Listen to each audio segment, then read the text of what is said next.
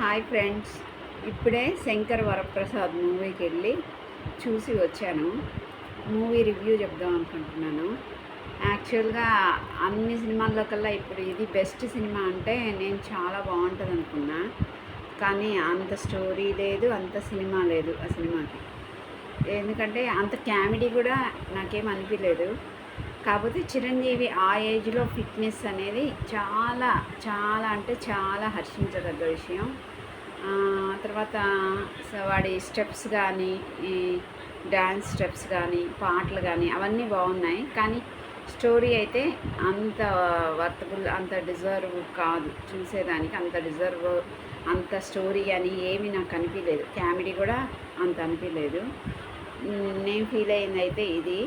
So ఎవరైనా చూడని వాళ్ళు, అయ్యో మేము మిస్ అయ్యామే, అందరు చూసేస్తున్నారా, మేము ఇంకా చూడలేదే అని మీరేం ఫీల్ అవ్వలేదు. అది హాల్కి వెళ్ళి చూడాల్సినంత పిక్చర్ ఏం కాదు, టీవీలో చూసినా సరిపోతుంది.